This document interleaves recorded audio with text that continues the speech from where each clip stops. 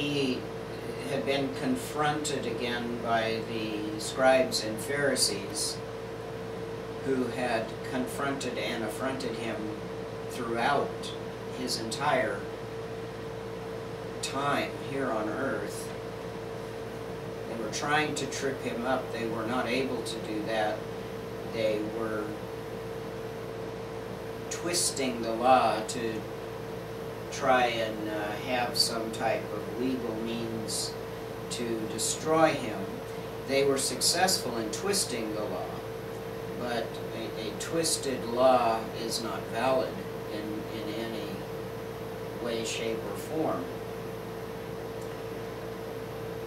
And just before Jesus left the temple, which started the disciples' comment about it and their question to Jesus about the, what would be the signs of his coming in the end of the age.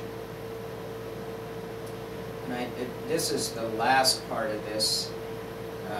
I call it a diatribe against the scribes and Pharisees. I encourage you to read the whole account.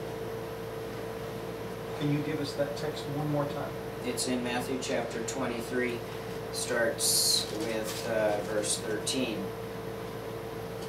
Actually, the whole chapter is a good chapter, but Jesus' response to the scribes and Pharisees starts in verse 13 of Matthew 23. The part I want to start with is the part he ended with. And that's in verse 27.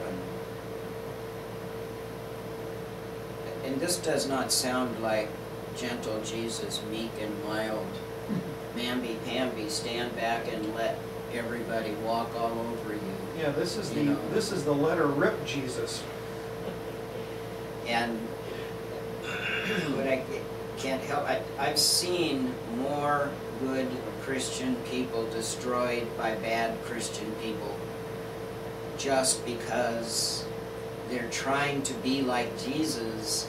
And what would Jesus do? Well, Jesus would just stand there and not say anything. And turn the other cheek. In their defense, and, right. and turn the other cheek. And let me tell you, let me show you the Jesus that was in the face of the scribes and Pharisees, the religious leaders and experts in his day, and it wasn't a stand back and walk all over me kind of Jesus. Jesus confronted evil directly.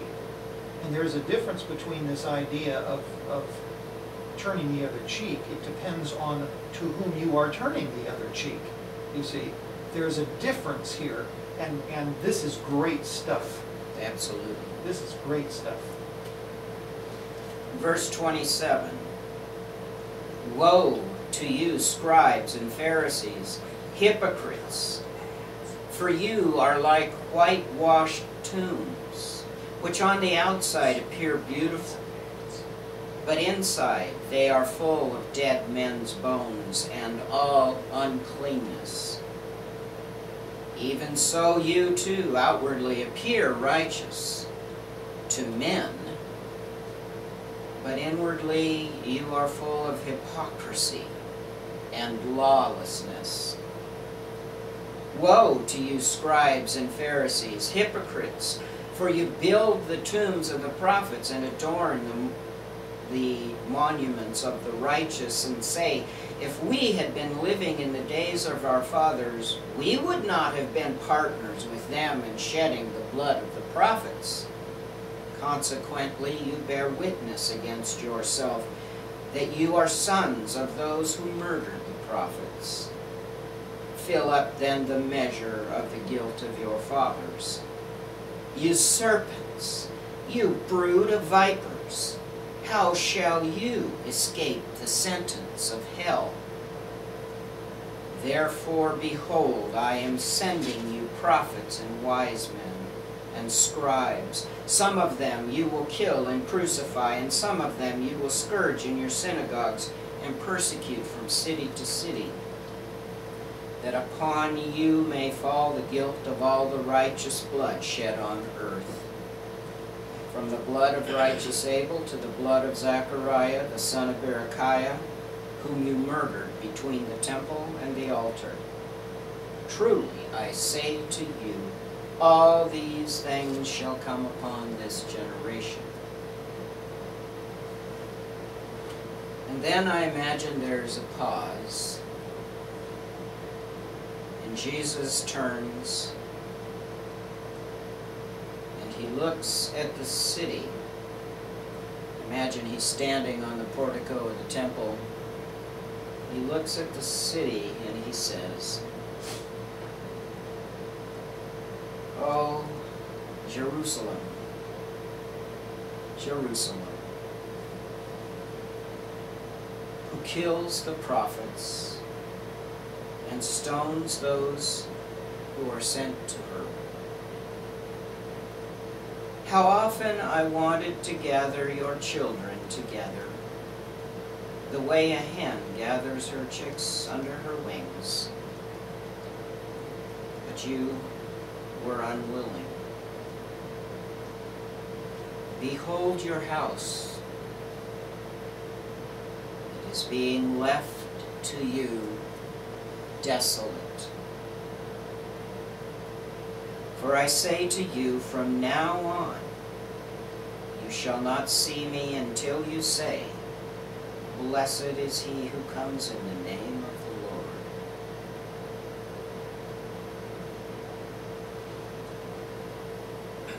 Behold, your house is left to you desolate. And Jesus is specifically referring to the house of Israel, who had the promise to be the house of God, and they rejected their God. And for the last time, Jesus then spoke, "Your house is left to you desolate, without God and bereft of the promise."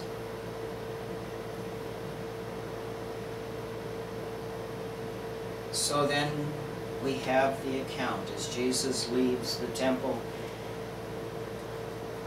his disciples looking at the massive stones and calling his attention to them.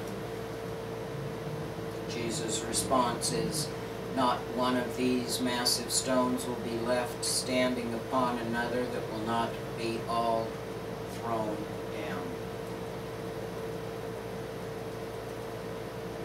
The disciples, thinking that Jesus was talking about the end of the world and that his return, the end of the age, that would be the time when this beautiful temple, this house of God, would be destroyed. You know, they could not imagine life without this temple.